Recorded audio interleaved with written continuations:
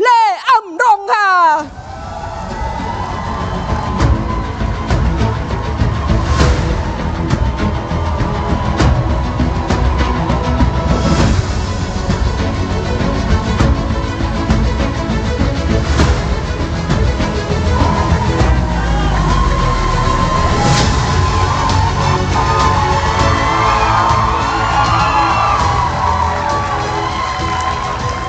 ขอบคุณครับ and สวัสดีครับ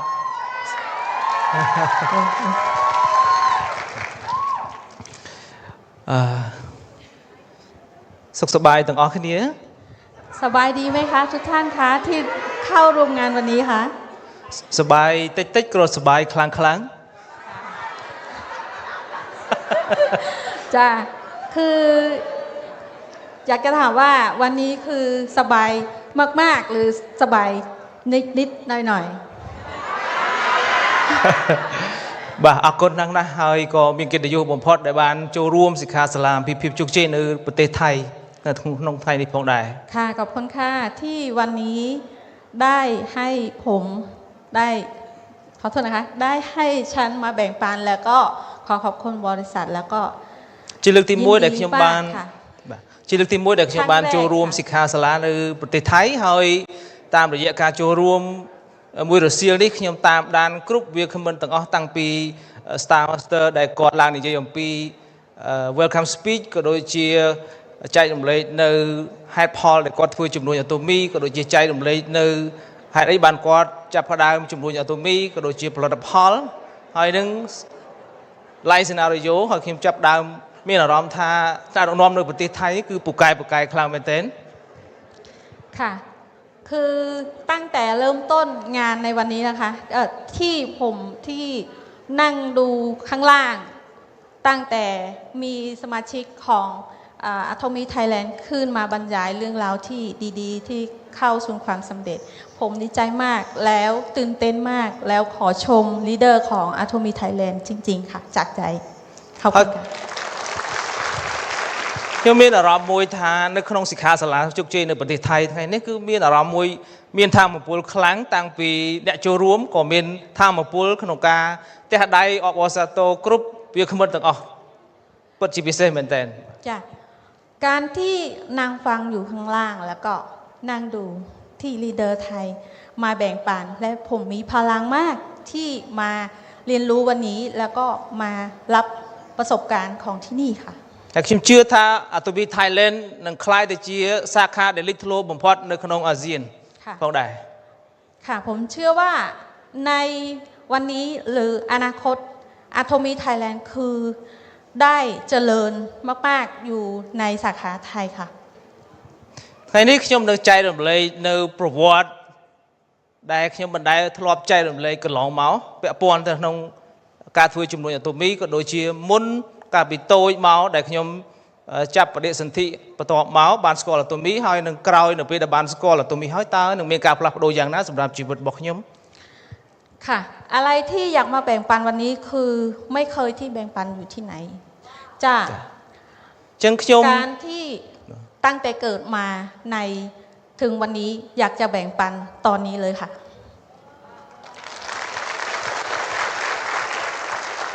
ขยมไปให้จึงมีบอดปิดซาวชีวิตตุยปีเวียงคำบันจิตรารูปได้บานใจดมเล็กบ่าแต่ซาแต่ขยมการในขนมครัวซากสิกรไกรกรมรูปให้ขยมกอบชียิมศึกษาเรียนโซดโดยซาแต่มาได้ขยมกรอครัวซาขยมกรอคือกอดปรับขยมท่าโกนบาสันจิโกนจังเมียนโกนแต่เตยแต่ปรังเรียนค่ะการที่ฉันเกิดมาที่ครอบครัวที่ยากจนนะคะแต่อยากแบ่งปันว่าอะไรที่มีประสบการณ์ขึ้นอยู่ในชีวิตตอนนั้นและ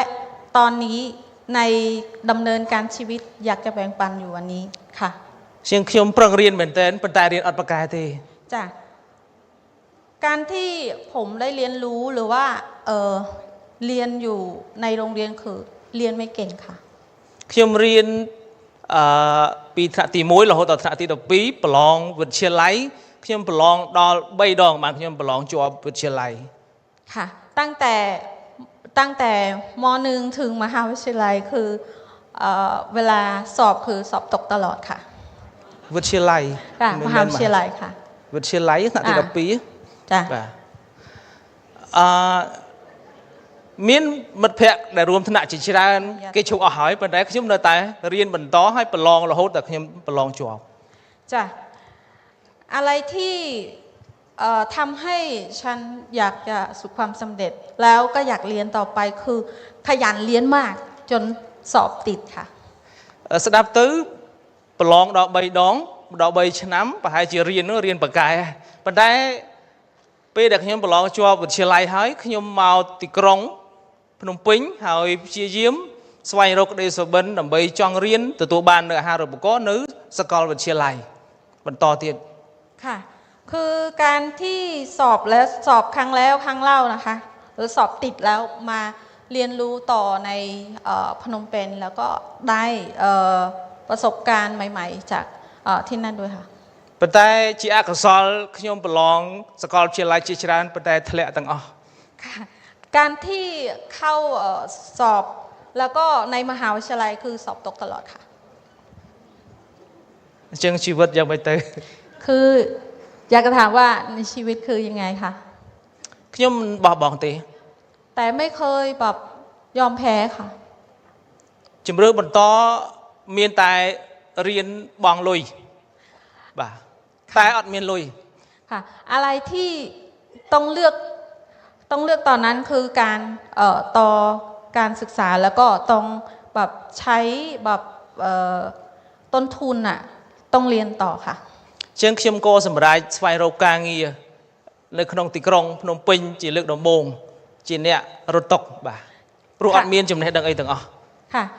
คือตอนนั้นตัดสินใจว่าต้องทำงานค่ะต้องทำงานแลกเงินเพื่อจะเรียนต่อไป จึงរៀនដើម្បីធ្វើការដើម្បីសន្សំលុយដើម្បីរៀនបន្ត ค่ะทำงานด้วยเรียนด้วยค่ะ ប៉ុន្តែជាអកុសលពេលនោះគ្រួសារម្ដាយខ្ញុំជាពិសេសតែម្ដងគាត់ជួបពិបត្តិហិរញ្ញវត្ថុបាទ ค่ะในครอบครัวคือคุณแม่ค่ะคือต้องรับแบบปัญหาการเงินค่ะ បាទសូមឆ្លើយបន្តបាទអញ្ចឹងពេលក្នុងឆ្នាំ1000ខ្ញុំប្រឡងបាក់ឌុបនៅក្នុងឆ្នាំ1995ហើយខ្ញុំឡើងមកទីក្រុងភ្នំពេញក្នុងឆ្នាំ1996 ค่ะเรียนจบปริญญาโทใน1,160 ใช่ไหมคะแล้วก็ต่อปริญญาตรีบ่องสมใหญ่อาชนำต่ออานี่ชื่ออะไรอะชนำมา1995 จ้ะ1995 ค่ะจบปริญญาตรี ពេលនោះគ្រួសាររបស់ម្ដាយខ្ញុំដោយសារតែម្ដាយខ្ញុំគាត់ជាជាងកាត់ដេរផងហើយអាជីវកម្មគាត់បន្តឬក៏ផ្សេងក្រៅពីជាងកាត់ដេរហ្នឹងគឺគាត់សន្សំលុយបានពីជាងកាត់ដេរគាត់រស់ស៊ីចងការ ค่ะคุณแม่คือคุณแม่เป็นคนรับจ้างเย็บผ้าแล้วก็เข้าปล่อยเงินกู้ด้วยค่ะ សូម PowerPoint សូម slide បន្តអញ្ចឹងនៅពេលដែលក្នុងឆ្នាំខ្ញុំចាំក្នុងឆ្នាំ1997ពេលដែលខ្ញុំរៀននៅទីក្រុងភ្នំពេញព្យាយាមសន្សំលុយដើម្បីរៀនបន្តម្ដាយខ្ញុំក៏ជួបនឹងវិបត្តិហិរញ្ញវត្ថុអញ្ចឹងអាជីវកម្មរបស់គាត់ត្រូវដួលរលំបាទ ค่ะในปี1997คุณแม่ก็เลยเจอปัญหาธุรกิจค่ะลำบากมากค่ะการเงิน អញ្ចឹងខ្ញុំបង្វែរពីការសន្សំលុយដើម្បីរៀនសន្សំលុយដើម្បីសងបំណុលម្ដាយខ្ញុំវិញค่ะแล้วฉันก็ได้ทำงานด้วยแลกจากเงินเดือนแล้วก็ไปช่วยแม่เรื่องการเงินในบ้านค่ะในครอบครัว ជាងខ្ញុំចំណាយពេលរត់តុករយៈពេល5ឆ្នាំពីឆ្នាំ1996ដល់ឆ្នាំ2000 ค่ะในปี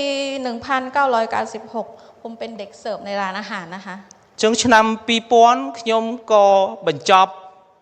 ការសងបំណុលរបស់ម្ដាយខ្ញុំហើយក្នុងរយៈពេល5ឆ្នាំនេះខ្ញុំធ្វើការជាអ្នករត់តុពេលយប់ហើយខ្ញុំស្វែងរកអាជីពឬក៏ជំនាញឬក៏រៀនកន្លែងណាដែលមិនត្រូវការបង់លុយ ค ค่ะใน5 ปีที่เคยทำงานเป็นเด็กเสิร์ฟแล้วก็หาเงินได้ที่เด็กเสิร์ฟไปช่วยครอบครัวแล้วก็ให้ครอบครัวปลดหนี้ได้ทุกสิ่งทุกอย่างเลยแล้วก็ตามหาความฝันของตัวเองแล้วก็ไปหาที่โรงเรียนไหนที่เรียนแล้วไม่ต้องใช้เงินเลยขอบคุณสำหรับโอกาสได้ขยมบานធ្វើការជាអ្នករត់តុករយៈពេល5ឆ្នាំហើយអ្វីដែលខ្ញុំអាចរៀនសូត្របាននៅក្នុងជំនាញមួយនេះអាជីពមួយនេះគឺចេះបម្រើគេค่ะคือประสบการณ์ที่ทำงานเป็นเด็กเสิร์ฟใน5 ปีคือได้ประสบการณ์เยอะมากได้ประสบการณ์ที่เรียนรู้เป็นแนวทางอะไรที่เราได้ประสบการณ์ที่ให้คนอื่นมีการใช้บริการกับเราហើយរយៈពេល5ឆ្នាំនេះខ្ញុំរៀនភាសាចិនខ្ញុំរៀនអង់គ្លេសខ្ញុំរៀនជំនាញកុំព្យូទ័រឬក៏ជំនាញរដ្ឋបាលផ្សេងកន្លែងណាដែលអត់យកលុយបាទដោយសារតែលុយហ្នឹងគឺសន្សំដើម្បីសងបំណុលម្ដាយខ្ញុំค่ะระยะปีที่5 ปีที่ได้ไปเรียนที่โรงเรียนที่ไม่ต้องใช้เงินแล้วก็อะไรที่ต่างๆที่ฉันได้เรียนรู้ได้ประสบการณ์ที่มากมายค่ะចឹងជីវិតគឺពិបាកខ្លាំងហើយឆ្នាំ2000ខ្ញុំក៏មានសំណាងសងបំណុលរួចហើយខ្ញុំចាប់ផ្ដើមមានក្តីសុបិនចង់រៀនមហាវិទ្យាល័យបន្តហើយឆ្នាំ2000នេះគឺជាឆ្នាំដែលខ្ញុំស្វែងរកការងារប្រសើរជាងមុនដោយសារតែបានរៀនភាសាក៏ដូចជាជំនាញខ្លះពេលនោះហើយខ្ញុំក៏បានចាប់ផ្ដើមការងារមួយនៅក្នុងការិយាល័យជាអ្នកទទួលភ្ញៀវជា receptionist បាទค่ะระยะปีที่ทำงาน5 ปีค่ะแล้วก็มาเรียนรู้หาบริษัทที่ทำงานแล้วก็ได้ไปทำงานที่ในบริษัทแห่งหนึ่งค่ะคือบริษัทบอกក្រុមហ៊ុននេះក្រុមហ៊ុននៅក្នុងរោងចក្របាទค่ะที่บริษัทเป็นบริษัททำธุรกิจค่ะចឹងខ្ញុំក៏មានប្រាក់ខែគួរសម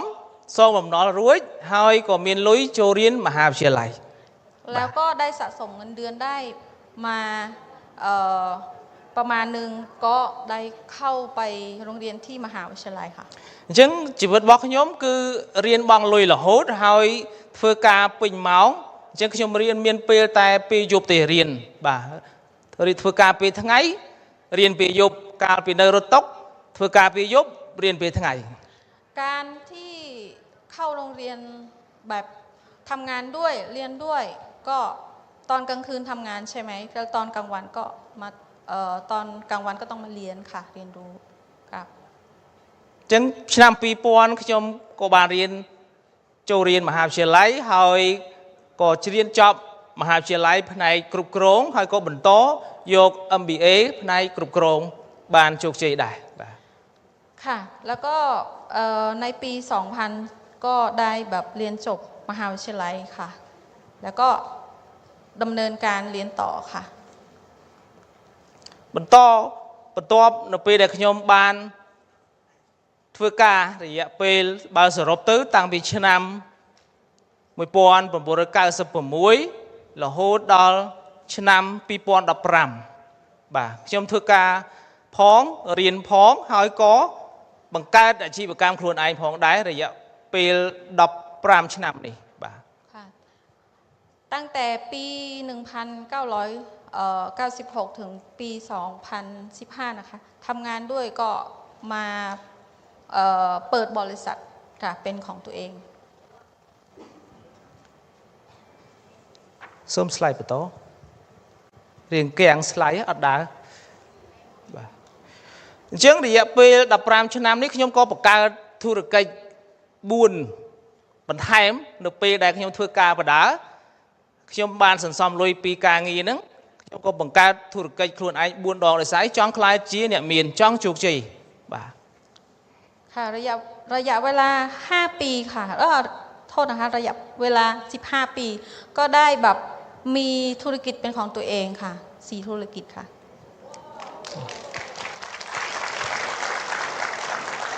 ចឹងធុរកិច្ចទី1គឺចិញ្ចឹមសត្វ ค่ะธุรกิจที่หนึ่งคือเลี้ยงแบบเหมือนเปิดฟาร์มอะค่ะ ធុរកិច្ចទី2ធ្វើចម្ការ ค่ะเกษตรกรค่ะที่สอง ធុរកិច្ចទី3រស់ស៊ីឡានជួលឡាន ค่ะลำดับที่สามคือซื้อรถมาให้เขาเช่าค่ะ ធុរកិច្ចទី4បើកសាលារៀន ค่ะธุรกิจที่สี่คือเปิดโรงเรียนค่ะ ប៉ុន្តែធុរកិច្ចទាំងអស់ហ្នឹងគឺបរាជ័យទាំងអស់ สี่ธุรกิจคือล้มละลายหมดเลยค่ะ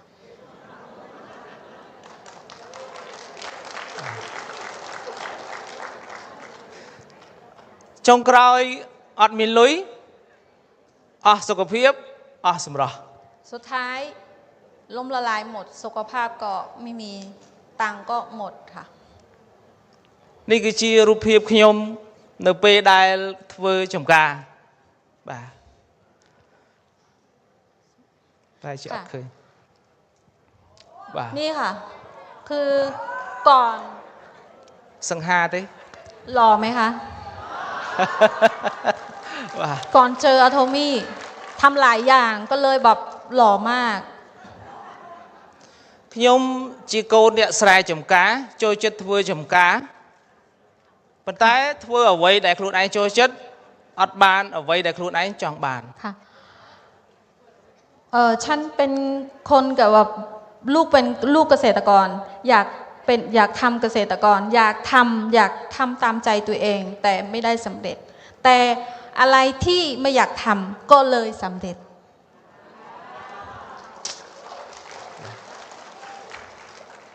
ធុរកិច្ចអាតូមីលក់ផលិតផលអត់ចូលចិត្តទេ ธุรกิจ อั อะ ด โท เจต มี่ค่ะคือการเครือข่ายไม่ชอบ តែបង្ខំខ្លួនឯង บังคับใจตัวเองว่าต้องทำ តែបានអ្វីដែលខ្ញុំចង់បានវិញ ได้อะไรที่เราอยากได้ អញ្ចឹងនៅពេលដែលខ្ញុំជួបអាតូមីដំបូងគឺត្រូវបានណែនាំដោយអតីតថៅកែក្រុមហ៊ុនដែលខ្ញុំធ្វើការជាមួយជាជនជាតិកូរ៉េ ก่อนรู้จักอะโทมี่คือรู้จักบอสของฉันแนะนำค่ะ ដោយសារតែខ្ញុំឈឺ มีปัญหาสุขภาพ ឈឺកាពះពោះវៀន ค่ะกระเพาะไม่ดีค่ะ ហើយឈឺអាឡែស៊ីច្រមុះរយៈពេល10ឆ្នាំ ค่ะปัญหาแบบสถีบจมูกนะคะ អញ្ចឹងផលិតផលដែលខ្ញុំប្រើដំបូងគេថ្នាំដុសធ្មេញបន្ទាប់មក probiotic ហើយចុងក្រោយគឺ hemohim คือใช้ผลิตภัณฑ์ยาสีฟัน แล้วก็โปรไบโอติกแล้วก็เฮโมฮิม ដោយសារតែអាឡែស៊ី10ឆ្នាំ ហើយខ្ញុំទៅពេទ្យជាច្រើនតែអត់ជាទេ ค่ะภูมิแพ้อยากมีการภูมิแพ้แล้วก็ไปหาหมอสี่ปี แต่ไม่หายค่ะ ហើយនៅពេលដែលខ្ញុំចាប់ផ្ដើមប្រើ probiotic កាពះពោះវៀនខ្ញុំប្រសើរឡើងខ្លាំងមែនទែនហើយចាប់អារម្មណ៍ប្រើ hemohim នៅពេលដែលខ្ញុំប្រើ hemohim បាន3ថ្ងៃខ្ញុំមានអារម្មណ៍ដូចជាអាយុ18ត្រឡប់មកវិញ หลังจากใช้ผลิตภัณฑ์โปรไบโอติกแล้วก็เริ่มใช้ต่อเฮโมฮิมหลังการใช้3วันนะเหมือนตัวเองอายุ18ปีอะมี power ពេលដែលខ្ញុំស្គាល់អាតូមីខ្ញុំអាយុ38ឆ្នាំបាទ38ឆ្នាំ ก่อนรู้จักอะโทมี่คือมีอายุ38 ปี ឥឡូវនេះគឺអាយុ48ឆ្នាំដែរ ตอนนี้อายุ48 ปี បាទ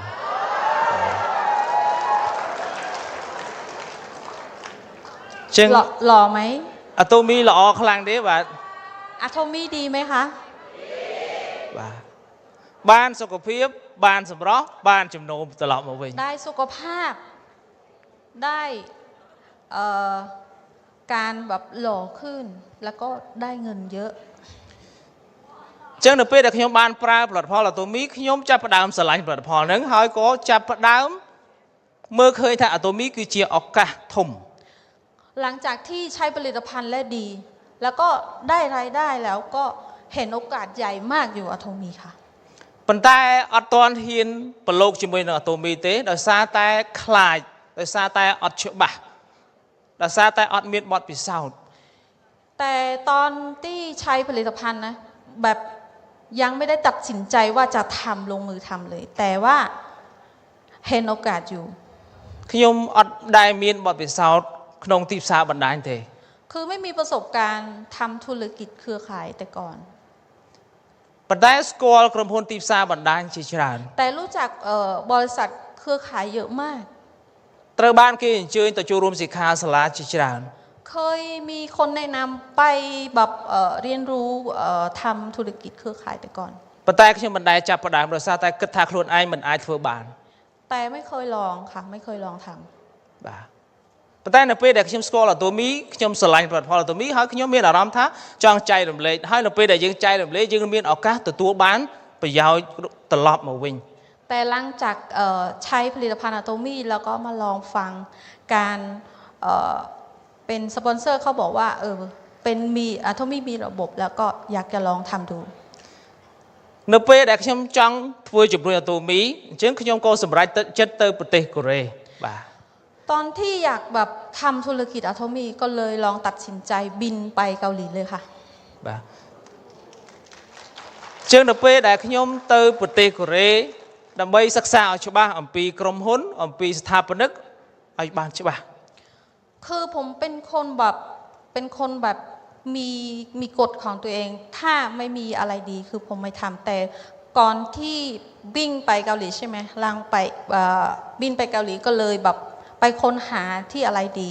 แล้วก็ลองตัดสินใจทำเลยจึงในขนมชนามปีปอนดับพรำในปีเด็กขยมบานปลาบลัดพอตัวมีหายขยมก็สบายจิตเตอร์ประเทศเกาหลีดำไปศึกษาเอาชบ้า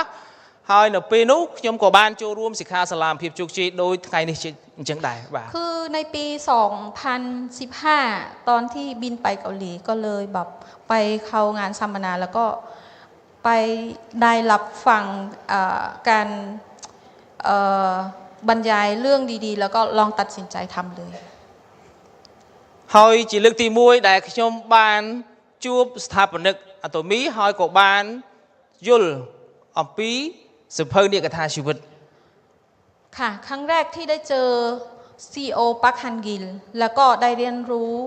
สมุดไลฟ์ซีนาริโอค่ะเอาลูกเนี้ยประมาณเนี้ยได้ตืบแต่เชิญโจรวมสิกขาสลาเลือกตีมวยในไทยนี่อนุญาตเลือกได้บ้านเต้ค่ะท่านไหนที่ได้มางาน Success เป็นครั้งแรกค่ะขอยกมือขึ้นค่ะโอ้สมแต่ได้จูดคนไอ้มวยมือดังๆให้ค่ะสมาชิกใหม่ด้วยค่ะ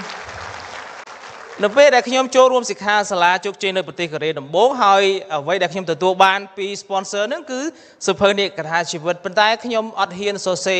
สืบเพิ่มหนึ่งเต้อะไรที่ฉันได้ไปเข้าสู่การ Success Seminar ที่เกาหลีนะคะแล้วก็ได้เรียนรู้การเขียนสมุดไลฟ์ซีนาริโอแต่ไม่ได้กำหนดไลฟ์ซีนาริโอตัวเองเลยค่ะแต่คลายกลัวว่าปัจจัยในปีได้ขยมบานอ่านลมอัดอัมพีสืบเพิ่มเนี่ยกระทาชีวิตขยมจับประดามสวายโยลอัมพีกูบุ่มนองในชีวิตถ้าตาขยมรู้ดำใบไอตอนนั้นคือได้แบบเอาสมุดมาดูแล้วก็มาอ่านแล้วก็เข้าใจว่าไลฟ์ซีนาริโอของเราต้องเขียนแล้วก็ต้องทำตามตั้งปีขเมยหมอคือปรังเรียนปรังทัวกาปรังธุรกิจดำใบแต่คลายจีเนมีนตั้งแต่เด็กมาเราก็อยากจะเรียนรู้หรือว่าทำธุรกิจเราอยากสำเร็จใช่ไหมคะขยมก็บรรดาบานโยธาตาชีวิตในจุกจีปดประกอบตั้งเตอมีนแหละขณะโดยมันได้ค่ะก็ไม่เคยรู้ว่าชีวิตของเราเวลาที่เราสำเร็จเรามีอะไรบ้างค่ะแต่เพื่อได้ขยมบานอ่านสืบเพิ่มดิกระทาชีวิตเติบจับดามสวายยุลทาชีวิตจุกจีตาววิมีนในแบบโดยมันได้ค่ะหลังจากอ่านไลฟ์สมุดไลฟ์ซีนาริโอแล้วก็ได้เรียนรู้ว่าการที่เรากำหนดสมุดไลฟ์ซีนาริโอของตัวเองแล้วเราจะได้สำเร็จขั้นไหนหรือว่าต่อไปยังไงหากการสดเซ่สืบเพิ่มดิกระทาชีวิตแต่มาดองก็บรรทอนไอเราเคยโกได้ชีวิตเปิดประกอบได้ค่ะ การที่เราเขียนสมุดไลฟ์ซีนาริโอของเราครั้งเดียวคือเราไม่สามารถหาเจอการที่ไปสู่ความสำเร็จអញ្ចឹងហើយបានជាស្ថាបនិកផាកហាងហ្គីលឲ្យយើងសរសេររាល់ខែนี่แหละที่ซีอีโอปักฮันกิลให้เราเขียนทุกเดือนនៅពេលដែលខ្ញុំស្វែងយល់អំពីអត្ថន័យនៃភាពជោគជ័យនៃជីវិតពិតប្រាកដហើយពេលនោះខ្ញុំក៏ចាប់ផ្ដើមបង្កើតទស្សនៈមួយផ្ទាល់ខ្លួនគិតមួយធ្វើ5ค่ะหลังที่ได้กำหนดไลฟ์ซีนาริโอของตัวเองแล้วก็ได้มีทัศนคติว่าเราต้องคิด5ทำ1คิด1ทำ5ขอโทษគិតឲ្យធំបាទ super dream ค่ะ super dream ค่ะคือการกำหนดแบบความฝันให้ยิ่งใหญ่ខ្ញុំមានតូចមែនប៉ុន្តែមានមហិច្ឆតាធំสำหรับฉันคือตัวแบบเล็กแต่ว่าความฝันของฉันใหญ่มากបាទអញ្ចឹងនៅពេលដែលខ្ញុំស្គាល់អាតូមីថាតើក្រុមហ៊ុនអាតូមីនឹងជាក្រុមហ៊ុនបែបម៉េចច្បាស់ហើយខ្ញុំបានស្វែងរកនៅគោលបំណងច្បាស់ហើយខ្ញុំចាប់ផ្ដើមបញ្ចេញសកម្មភាពค่ะการที่ได้แบบพบเจอแบบความฝันของตัวเองว่าจะอยากได้อะไรแล้วก็กำหนดเลยว่าตัวเองอยากได้อะไรខ្ញុំព្យាយាមស្វែងរកថា what is atomy why atomy and how atomy คือตอนนั้นได้แบบบอกตัวเองว่า why atomy คือกำหนดตัวเองว่าต้องหาให้พบเจอว่า atomy คืออะไรអញ្ចឹងនៅពេលដែលខ្ញុំមានបានយល់ច្បាស់អំពី what is atomy ហើយស្វែងរក why is atomy ហើយ how is atomy គឺស្រួលแล้วได้รู้ว่าwhy atomy แล้วก็ได้พบเจอว่า atomy คืออะไรแล้วคือหาตัวเองแบบค้นหาตัวเองแบบเจอว่าตัวเองต้องการอะไรអញ្ចឹង what is atomy why is atomy ដើម្បីអាចរកឃើញចម្លើយពីនេះបានតលតែយើងនៅក្នុងប្រព័ន្ធសិក្សាលំអិតតែម្ដងคือทุกคนอยากรู้อะโตมีว่าอะโตมีเป็นอะไรหรือก็อะไรเป็นอะโตมีคือต้องอยู่ในระบบต่อเนื่องចឹងនៅពេលដែលខ្ញុំស្វែងយល់ what is atomy why is atomy how is atomy ខ្ញុំចាប់ផ្ដើមបង្កើតក្តីសុបិនហើយសរសេរក្តីសុបិននេះចូលទៅក្នុងសភេនីកថាជីវិតឲ្យបានច្បាស់លាស់ค่ะการที่เรารู้ว่าเส้นทางเขาอะโตมีwhy อะโตมีหรือก็อะโตมีคืออะไรนี่คือเราสามารถจะกำหนดในสมุดในไลฟ์ซีนาริโอของเราได้ค่ะចឹងចំណុចទី2ដែលខ្ញុំត្រូវធ្វើនោះគឺចាប់ផ្ដើមបំបែកក្តីសុបិនគោលដៅផែនការសកម្មភាពឲ្យបានជាក់លាក់ค่ะอะไรที่รู้แบบขั้นตอนเข้าแบบเส้นสำเร็จของเราต้องแยกแบบที่ระดับของเส้นทางเข้าสู่การสำเร็จของเราមានគោលដៅជីវិតគោលដៅឆ្នាំគោលដៅខែគោលដៅថ្ងៃលំអិតតែម្ដងมีเป้าหมายแบบรายปีรายเดือนรายวันจ้ะและอาทิตย์จ้ะต่อเนื่องค่ะចឹងហើយបានជាទស្សនៈសម្រាប់ខ្ញុំគឺគិតធំផ្ដើមតូចค่ะถึงว่าทัศนคติของฉันคือคิดใหญ่แต่ระดับทำคือเล็กๆก้าวแบบระดับเล็กๆขึ้นไปค่ะហើយចំណុចទី3គឺធ្វើភ្លាមทำเลยค่ะไม่ต้องรอបើសិនជាយើងពន្យាពេលកាហ្វេក្តៅរបស់យើងនឹងคล้ายទៅត្រជាក់การที่เราแบบปล่อยเวลาให้นานๆไปถึงว่าสมมติว่าเรากินกาแฟร้อนใช่ไหมបើសិនជាយើងแบบปล่อยให้เวลามันนานๆก็กาแฟสามารถจะเย็นได้ไม่อร่อยใช่ไหมបើសិនជាយើងពន្យាពេលថ្ងៃនឹងคล้ายទៅជាយប់ค่ะถ้าเราแบบปล่อยให้เวลามันผ่านไปกลางวันก็กลายเป็นกลางคืนបើសិនជាយើងពន្យាពេលចាស់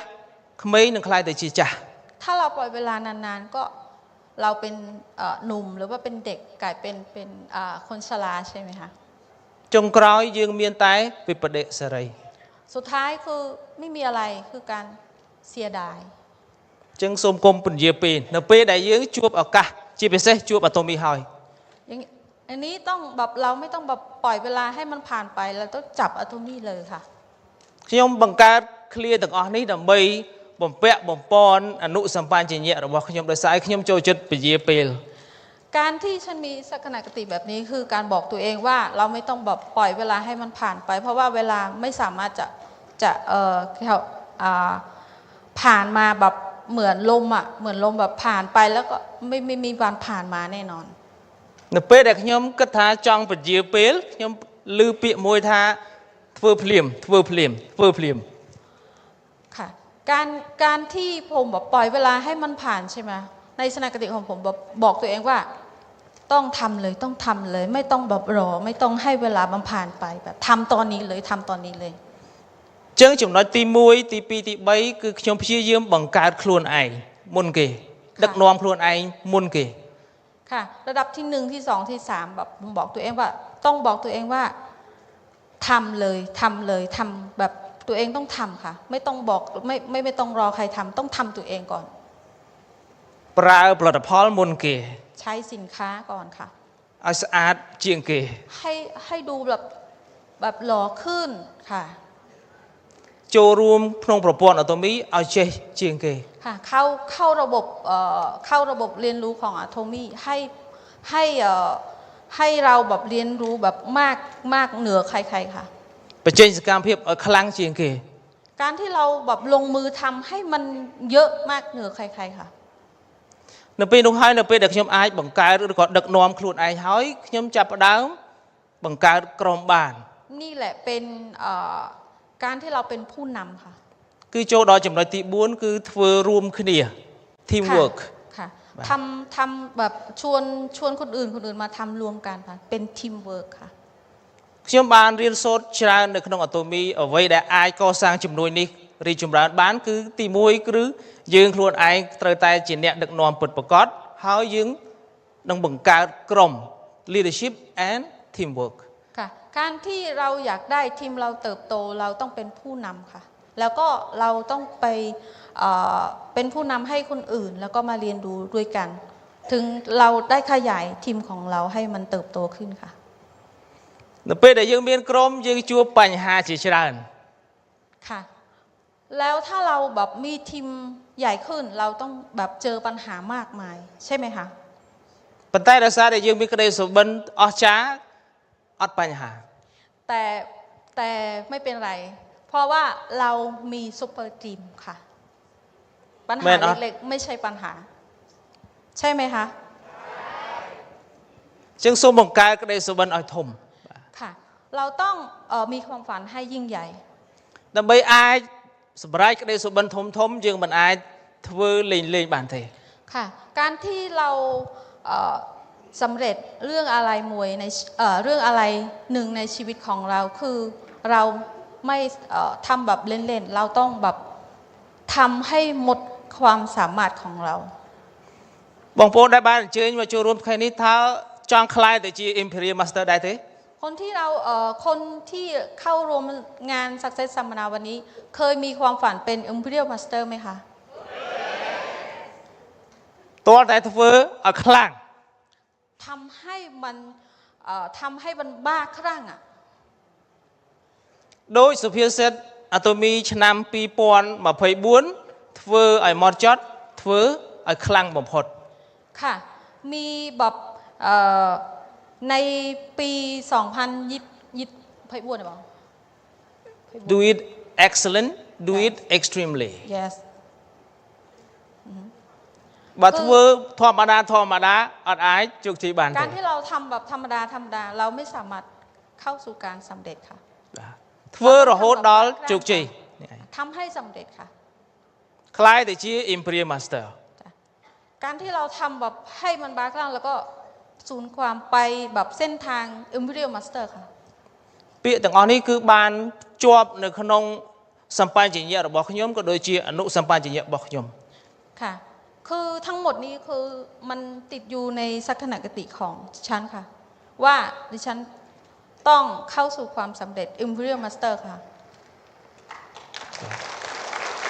ហើយខ្ញុំជូនពរឲ្យអស់លោកអ្នកដែលបានអញ្ជើញមកចូលរួមសិក្ខាសាលាថ្ងៃនេះនឹងក្លាយទៅជា Imperial Master ទាំងអស់គ្នា ค่ะ ขออวยพรทุกท่านที่เข้าร่วมงาน Success สัมมนาวันนี้ សូមស្លាយបន្ត เข้าสู่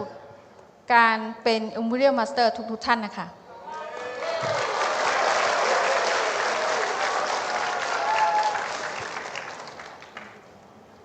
ដើម្បីคล้ายតែជា Imperial Master ត្រូវតែមាន Crown Master ត្រូវតែមាន Royal Master ត្រូវតែមាន Star ត្រូវតែមាន Sharon Rose ត្រូវតែមាន Diamond ត្រូវតែមាន Sail Master ជាច្រើនអ្នក ค่ะการที่เราขึ้นเป็น Imperial Master ใช่ไหมคะเราต้องมีแบบ Crown Master แล้วก็มี Star Master มีSharon Master มี Diamond Master แล้วก็มี Sail Master ข้างล่างใช่ไหมคะ ចឹងយើងមិនអាចធ្វើម្នាក់ឯងបានទេ จึงเราไม่สามารถทำคนเดียวได้ค่ะ ចឹងតើតែយើងនឹងបែងភាគឲ្យច្រើន เราต้องมีแบบเหมือนเราอ่ะหลายคนค่ะ ត្រូវคล้ายទៅជាដើមឈើល្អ ต้องเป็นต้นไม้ที่แบบแล้วก็มันมีชีวิตชีวาแบบต้น ដែល ใหญ่ អាចមានផ្កាមានផ្លែហើយនឹងបន្តបង្កើតកូនឈើជាច្រើននៅជុំវិញពិភពលោក แล้วก็เราสามารถจะถ่ายทอดแบบที่เหมือนเราอ่ะได้หลายคน ចឹងអ្វីដែលយើងត្រូវធ្វើបន្តទៀតនោះគឺការថតចម្លង ค่ะอะไรที่เราต้องทำต่อไปคือ duplication ค่ะ បាទ ถ่ายทอดค่ะ ប៉ុន្តែយើងសួរខ្លួនឯងតើយើងចង់បានដៃគូបែបម៉េចបាទ เราต้องถามตัวเองว่าเราอยากได้ทีมงานเป็นยังไงเหมือนเราหรือเปล่าหรือว่าเป็นยังไง អ្វីដែលជាការថតចម្លងរបស់ខ្ញុំដើម្បីបង្កើតក្រុមដែលអាចមកដល់តំណែងមួយនេះគឺព្យាយាមពីខ្លួនឯងនឹងជារឿងដែលចាប់ផ្ដើមបំផុតដំបូងបាទ ค่ะอะไรที่เราสามารถทำให้ทีมงานของเราดับเบิลเคสตามเราคือเราต้องลงมือทำครั้งต้องลงมือทำด้วยตัวเองค่ะ ចឹងចំណុចចាប់ផ្ដើមរបស់ខ្ញុំត្រូវតែចូលរួមនៅក្នុងប្រព័ន្ធរបស់ក្រុមហ៊ុន ค่ะการเริ่มต้นจากการเริ่มต้นทำอะโทมี่คือการเข้าระบบต่อเนื่อง បាទព្រោះខ្ញុំអត់មានបទពិសោធន៍អត់មានចំណេះជំនាញទេគឺដំបូងគឺចាប់ផ្ដើមម្នាក់ឯងនៅក្នុងប្រព័ន្ធ ค่ะ បាទ คือเหมือนฉันคือไม่มีประสบการณ์อะไรเลย แต่ได้ประสบการณ์หลังจากเข้าสู่ระบบของอะโทมี่นี่แหละค่ะ នៅពេលដែលយើងចូលរួមនៅក្នុងប្រព័ន្ធនៅពេលដែលខ្ញុំចូលរួមនៅក្នុងប្រព័ន្ធខ្ញុំមានអារម្មណ៍ថារំភើបមែនទែន หลังจากเข้าระบบการเรียนรู้ของอะโทมี่คือตื่นเต้นดีใจมากค่ะ មែនអត់ ใช่ไหมคะ ប៉ុន្តែអារម្មណ៍រំភើបនោះវាអត់អាចនៅជាមួយយើងរហូតបានទេ ค่ะการที่เราตื่นเต้นครั้งเดียวเหมือนว่าเราเข้างานสักเซสวันนี้ได้ฟังคนที่ได้สำเร็จ แต่ไม่สามารถให้เรากลับบ้านเราแบบตื่นเต้นตลอดไป ហើយក្រុមហ៊ុនអត់ធ្វើសិក្ខាសាលារាល់ថ្ងៃដែរ คือบริษัทไม่สามารถจะทำงานสักเซสทุกวันใช่ไหมคะ អញ្ចឹងអ្វីដែលខ្ញុំត្រូវចូលបន្តទៀតនោះគឺប្រព័ន្ធរបស់ sponsor คืออะไรที่ทำต่อเนื่องคือเข้าระบบของสปอนเซอร์ យើងចូលរួមនៅក្នុងសិក្ខាសាលារបស់ក្រុមហ៊ុនយើងគ្រាន់តែយល់អំពីគ្រឹះរបស់អាជីវកម្មអាតូមី การที่เราเข้าสู่ความแบบเรียนรู้ของบริษัทคือการที่เราอยากเรียนรู้เพิ่มเติม នៅពេលដែលយើងចូលរួមប្រព័ន្ធរបស់ sponsor យើងចាប់ផ្ដើមទទួលបាននៅផ្លូវមួយដ៏ត្រឹមត្រូវដ៏លឿនសម្រាប់ឲ្យយើងទៅដល់គោលដៅ ค่ะแล้วอะไรที่เราสามารถจะสู่ความสำเร็จคือการเข้าระบบของสปอนเซอร์ทำให้เราแบบเคลื่อนไหวแบบไปสู่ความสำเร็จเร็วขึ้นค่ะ នៅពេលដែលយើងចូលរួមប្រព័ន្ធរបស់ sponsor យើងចាប់ផ្ដើមអភិវឌ្ឍសមត្ថភាពមុនគេចំណេះដឹងមុនគេ ค่ะการที่เราเข้าสู่เรียนรู้ของสปอนเซอร์คือการที่เราต้องเรียนรู้ปรับการเรียนรู้ของตัวเองค่ะมากขึ้น ចំណុចដែលខ្ញុំចាប់ផ្ដើមមុនគេនោះគឺពាក់ព័ន្ធនឹង mindset ค่ะ not កំណត់ อะไรที่ทำให้ฉันเปลี่ยนคือการ mindset ของเราค่ะ ខ្ញុំគិតថាអាតូមីគឺអស្ចារ្យសម្រាប់ខ្ញុំ คิดว่าอะโทมีคือเป็นธุรกิจที่ดีมากที่แบบมหัศจรรย์ค่ะ ជា platform មួយដែល จำบัดในปีปัจจุบันก็โดยเชียเทรนในขนมเปียอนาคตได้คือเป็นธุรกิจได้ให้เรามี passive income แล้วก็ได้แบบอนาคตที่มันมั่นคงค่ะจะครมหุ่นมวยเปิดประกอบได้ขยมจูบในขนมชีวิตเป็นบริษัทที่ดีมากที่ได้พบเจอในชีวิตเอาไว้ได้ขยมตระอาภิวัตบ่ต่อนู้คือ skill set จุ่มเนียนค่ะอะไรที่ต้องแบบให้เราเรียนรู้ต่อไปคือการที่เราแบบ mindset ของเราคือการที่เราทำลงมือทำอะไรเลยค่ะขยมบานบังการอาชีพกรรมโตจำนวนบุญในปีแต่ขยมมูลสกอลตัวมีเป็นแต่อาชีพกรรมต่างๆดูต่างๆโดยสารแต่ขยมอดมีนจุ่มเนียนเปิดประกอบค่ะจากการที่มีธุรกิจของตัวเอง4ธุรกิจใช่ไหมแล้วล้มละลายคือฉันไม่มีแบบประสบการณ์ในการทำธุรกิจเลยให้เอาไว้ได้ขยมบรรโตอาภิวัตเตียนนู้คือ attitude อากับกิริยาค่ะอะไรที่ทำให้ผมเรียนรู้แล้วก็ได้มาตอนนี้คือการที่มีเอริยาบทที่ดีจึงเอาไว้ได้ยังเตยบ่มแปะบ่มบอลคล้วนยังนึงคือตีมุ้ยคือพนันกับนัดตีปีคือจุ่มเนียงให้ลังตีใบคืออากับกิริยานี่เองค่ะคืออะไรที่เราแบบต้องเคลื่อนไหวแบบต้องเรียนรู้คือสนคติของเราใช่ไหมคะแล้วก็เอริยาบทแล้วก็attitude ค่ะเอริยาบทค่ะว่าโดยสารแต่อาชีพกรรมมวยนี้คือจีอาชีพกรรมได้อันนี้บรรทัดตัวจีอัตโนมีจีตีบซาบันไดก็ได้เป็นแต่อัตโนมีคือ unique ค่ะถึงว่าธุรกิจอัตโนมีคือเป็นธุรกิจของเครือข่ายใช่ไหมคะแต่คือเป็นธุรกิจที่ดีมากเป็นยูนิคเลยค่ะวิเคราะห์ปีธุรกิจตีบซาบันไดปีมุนได้เอาลูกเนี่ยทลอบฉลองกัดมันไม่เหมือนธุรกิจเครือข่ายที่เราได้ผ่านมาในเป้ได้ยื่นอภิวัตใบนี่ไปโจคนนี้ให้เอาไว้ได้อายอภิวัตใบนี่ไปโจคนนี้บ้านตัวตายลูกเนี่ยมีนตุ่มหลวมทัวเวียรอทั้งไงค่ะบ่าหลังจากเราเรียนรู้ต่อเนื่องใช่ไหมคะเราต้องอัปเกรดตัวเองทำต่อเนื่องค่ะทำต่อเนื่องค่ะไม่ปล่อยเลยค่ะยืมมันอายมือทั้งไงมือใครเรียนมาร้องเขาเจนุติโดยจะยืมเตอเรียนรอทั้งไงเรียนตั้งปีธนะปฐมโลตดอนมหาวิทยาลัยค่ะเหมือนที่เราบอกเหมือนที่เราทำแบบต่อเนื่องทุกวันเหมือนว่าเราไปโรงเรียนใช่ไหมตั้งแต่ม.1 ถึงม.6 หรือว่าเข้าเป็นมหาวิทยาลัยค่ะดังนั้นเอาไว้ได้ขยมเรียนโซดก็โดยจะอนุวัตในขนมอัตโนมีรอทั้งไงคือ equal checklist ค่ะอะไรที่ทำให้ฉันได้สำเร็จทุกวันคือการที่ทำ equal checklist ค่ะตาประมาณรูปได้บานอนุวัต equal checklist ทุกคนที่อยู่ในสัมมนาเคยทำ equal checklist ไหมคะขยมจำสมได้ระบบ Imperial Master Lee Dok U กอดบานนี่ยัยท้าบ่เส้นจีเยิงเมียนโกดาวเชียแล้ว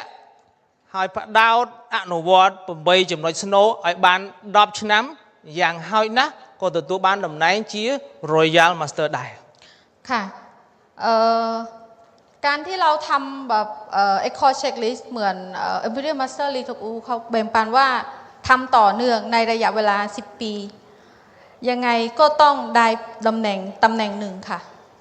ตำแหน่งที่มองตำแหน่งยังไง Royal Master Royal Master ค่ะ Royal Master ได้ไอเราจุ่มโนบาน$20,000ขนมมือขายค่ะหารายได้ได้$20,000ต่อเดือนค่ะเช่นลูกเนี่ยในบ้านเจอมาไทยนี้ไอเต้ดับเบิลวินิโยกอนุวัตผมไปจนไปสโนว์ระยะไปดับชนะดับเบิลคลายแต่เชียร์รอยัลมาสเตอร์บ้าน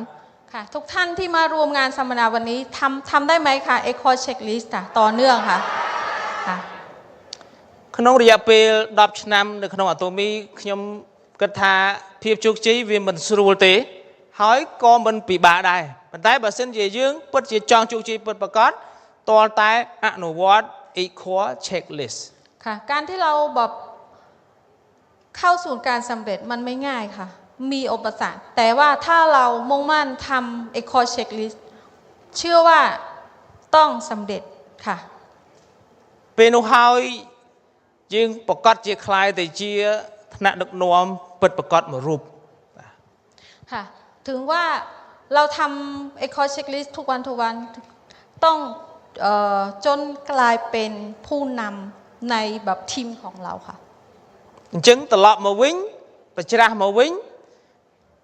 ដើម្បីអាចយើងคล้ายទៅជាអ្នកជោគជ័យពិតប្រាកដនៅក្នុងអាតូមី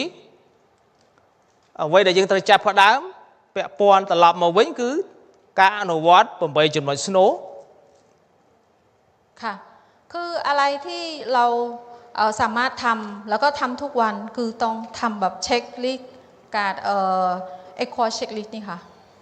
នៅពេលដែលយើងអនុវត្ត8ចំណុចស្នូលពេលនោះហើយយើងចាប់ផ្ដើមផ្លាស់ប្ដូរផ្នត់គំនិតជំនាញហើយនឹងអាកប្បកិរិយាค่ะการที่เราทำแบบ equal checklist ทุกวันทำให้เราแบบเปลี่ยนศักยภาพของเราแล้วก็เปลี่ยนอิริยาบถของเราค่ะយើងចូលប្រព័ន្ធជាមួយនឹង sponsor ស្វែងរកនៅផ្លូវមួយដ៏ត្រឹមត្រូវដែលរលូនค่ะการที่เราเข้าสู่การระบบเรียนรู้ของบริษัทแล้วก็ระบบการเรียนรู้ของสปอนเซอร์ค่ะทำให้เราสามารถหาทางที่เข้าสู่ความสำเร็จค่ะហើយបន្តចូលរួមប្រព័ន្ធរបស់ក្រុមហ៊ុនដើម្បីបង្កើតឬក៏ថតចម្លងដៃគូឲ្យបានច្រើនแล้วเราเข้าสู่การเรียนรู้ของบริษัทค่ะต่อเนื่องทำให้เรามีทีมค่ะมีทีมงานของเราทำเหมือนเราค่ะនេះជាអ្វីដែលខ្ញុំព្យាយាមថតចម្លងអនុវត្តខ្លួនឯងហើយព្យាយាមថតចម្លងដើម្បីក្រុមរីកចម្រើនค่ะนี่แหละที่ฉันทำทุกวันแล้วก็อยากให้ทีมงานของฉันแล้วก็คนทั่วไปทำ equal checklist เป็นต่อเนื่องค่ะតើអាចធ្វើតាមនេះបានដែរឬទេค่ะทุกท่านทำได้ไหมคะខ្ញុំមកនេះគឺគ្រាន់តែជាការចែករំលែកទេមិនមែនជាការបង្រៀនទេค่ะผมมาวันนี้คือไม่ได้มาแบบสอนหรือว่าไม่ได้มาทำอะไรเลยคือมาแบ่งปันการที่ทำอะโทมี่ค่ะហើយខ្ញុំជឿជាក់ថាប្រព័ន្ធអាតូមីមិនថានៅថៃឬនៅបណ្ដាសាខាផ្សេងទេគឺតែងតែអនុវត្តប្រព័ន្ធមួយនេះបាទเชื่อว่าระบบของอะโทมี่ไม่ว่าระบบของอะโทมี่ไทยแลนด์หรือว่าโกบอลของอะโทมี่คือต้องแบบผ่านระบบของบริษัทค่ะដោយសារតែធម៌ពលនៃការថតចម្លងនេះខ្ញុំអាចឡើងដល់តំណែងនេះហើយក៏មានសមាជិកនៅជាង10ប្រទេសផងដែរค่ะการที่เข้าสู่ระบบของอะโทมี่มี power แบบอย่างนี้แล้วก็ทำต่อเนื่องแล้วก็ทำเป็นทีมอย่างนี้ถึงว่าตอนนี้ได้ตำแหน่งเป็นสตาร์มาสเตอร์ในตอนนี้เลยค่ะขอบคุณครับขอบคุณค่ะវាមិនមែនជាសមត្ថភាពរបស់ខ្ញុំទេมันไม่ใช่แบบเป็นอะไรเป็นสมรรถภาพหรือว่าอะไรเป็นមិនមែនជាទេពកោសល្យរបស់ខ្ញុំទេไม่ว่าเป็นข้อดีของฉันนะคือเป็นของทีมค่ะเป็นของทีมงานដោយសារតែលោកអ្នកបានស្ដាប់ប្រវត្តិខ្ញុំហើយប្រឡងបាក់ឌុប3ដងហើយប្រឡងមហាវិទ្យាល័យក៏អត់ជាប់ដែរค่ะทุกท่านได้ฟังแบบประวัติการเรียนรู้หรือว่าการที่เอาประวัติแต่ก่อนผมเป็นคนแบบไม่เก่งค่ะเข้าเรียนคือสอบตกตลอดค่ะធ្វើការ20ឆ្នាំបង្កើតអាជីវកម្ម4ដងក៏បរាជ័យដែរค่ะทำงาน20ปีเปิดบริษัทเป็นตัวเองคือ4บริษัทคือล้มละลายหมดเลยប៉ុន្តែខ្ញុំអាចជោគជ័យបាននៅក្នុងអាតូមីគឺដោយសារតែប្រព័ន្ធค่ะการที่success อยู่อะโทมี่คือการเข้าระบบค่ะដោយសារអាតូមីបង្កើតអ្វីគ្រប់យ៉ាងហើយคืออะ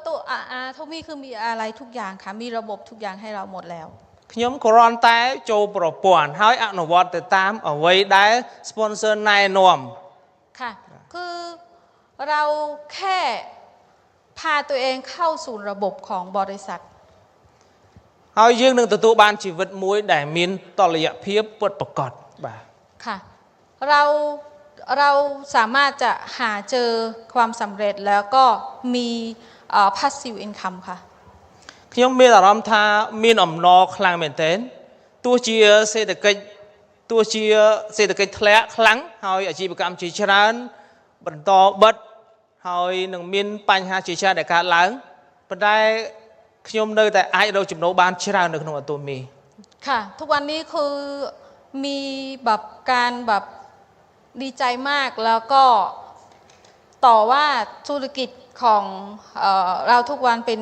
เศรษฐกิจตกใช่ไหมแต่อะโทมี่คือมีรายได้แบบต่อเนื่องแล้วก็รายได้ passive income ค่ะយើងក៏អត់ដឹងដែរថាទៅមុខទៀតនឹងមានរឿងអីកើតឡើងแล้วเราไม่สามารถรู้ว่าก้าวหน้าเราจะเจออะไรบ้างที่เป็นอุปสรรคชีวิตมันស្រួលទេชีวิตมันไม่ง่ายค่ะใช่ไหมใช่ไหมคะយើងអត់ដែលដឹងថាโควิดនឹងកើតឡើងទេเราไม่สามารถรู้ว่าโควิดจะมาใช่ไหมคะខ្ញុំរំពឹងថានៅពេលដែលโควิดចប់សេដ្ឋកិច្ចនឹងប្រសើរឡើងฉันคิดว่าหลังจากจบโควิดเศรษฐกิจของโลกมันดีប៉ុន្តែបន្ទាប់ពីโควิดកើតឡើងសង្គ្រាมหลังจากโควิดจบก็มีสงครามใช่ไหมคะสงครามโลกសង្គ្រាមសភាវុធឥឡូវនេះគឺសង្គ្រាមពាណិជ្ជកម្មค่ะสงครามแบบในประเทศของต่อเนื่องแล้วก็มาแบบต่อไอ้แกบอกសង្គ្រាមពាណិជ្ជកម្ម trade war จ้ะ trade war បាទเข้าใจไหมคะពិបាកទៅมันมีแต่ลำบากค่ะมันมีแต่การแบบต่อไปมันลำบากมากในการใช้ชีวิตค่ะ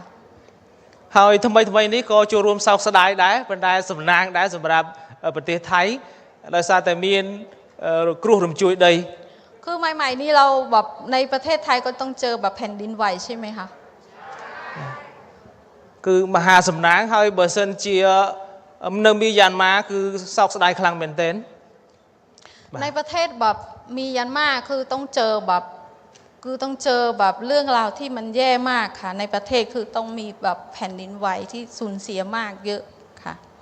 អញ្ចឹងយើងអត់ដឹងថានឹងមានរឿងអីកើតឡើងเราไม่สามารถรู้อะไรที่มันเกิดขึ้นต่อไปค่ะអ្វីដែលយើងអាចធ្វើបាននៅពេលនេះគឺចាប់យកអាតូមីឲ្យជាប់อะไรที่เรารู้ตอนนี้คือต้องจับหรือเราต้องทำอะโทมี่ค่ะពង្រីកវិសាលភាពអាជីវកម្មយើងឲ្យទូលាយដោយសារអាតូមីសប្តាហ៍នេះយើងអាចធ្វើទីផ្សាររហូតដល់54ប្រទេសហើយขยายธุรกิจอะโทមីของเราทั่วโลกค่ะแล้วก็มีสาขาตอนนี้มีกี่สาขาแล้วคะយើងអាចចុះឈ្មោះសមាជិកអ្នកប្រើប្រាស់រហូតដល់114ប្រទេសเราสามารถจะขยายธุรกิจเครือข่ายของเรา100กว่าประเทศค่ะអញ្ចឹងបើសិនយើងមានអតិថិជននៅជុំវិញពិភពលោកទោះជាសេដ្ឋកិច្ចប្រទេសយើងមានបញ្ហាយ៉ាងណាក៏ដោយក៏យើងមានអតិថិជននៅក្រៅប្រទេសដែរ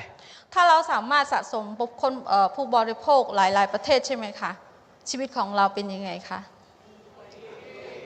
ខ្ញុំពិតជាមានអំណរខ្លាំងមែនទែនជាមួយនឹង system ក៏ដូចជា platform អាតូមីនេះឯងค่ะดีใจมากที่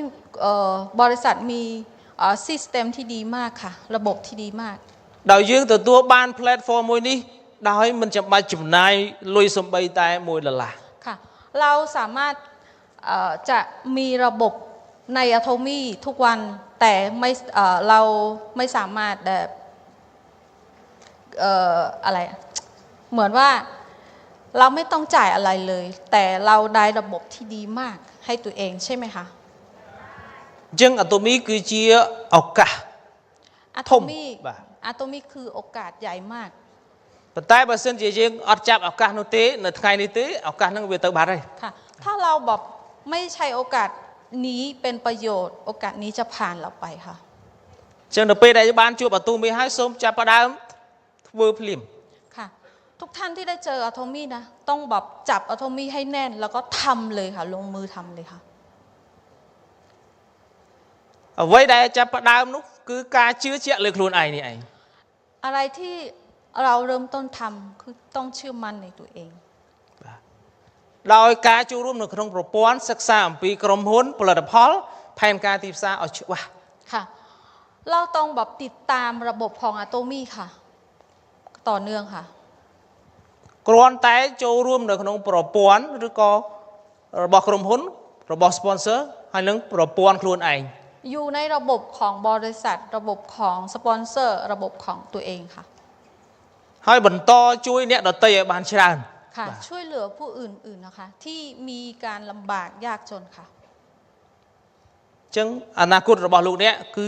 ចាប់ផ្ដើមពីថ្ងៃនេះ ค่ะอนาคตของทุกท่านเริ่มต้นจากวันนี้ค่ะ ជូនពរឲ្យ Atomy Thailand ទទួលបាននូវភាពជោគជ័យខ្លាំងបំផុតនៅក្នុងសាខា Atomy ទាំងអស់ ค่ะขออวยพรอะโทมี่ไทยแลนด์ค่ะสาขาไทยแลนด์ให้เจริญเติบโตค่ะ ตั้งแต่วันนี้ต่อไปค่ะ ขอบคุณครับ ขอบคุณค่ะ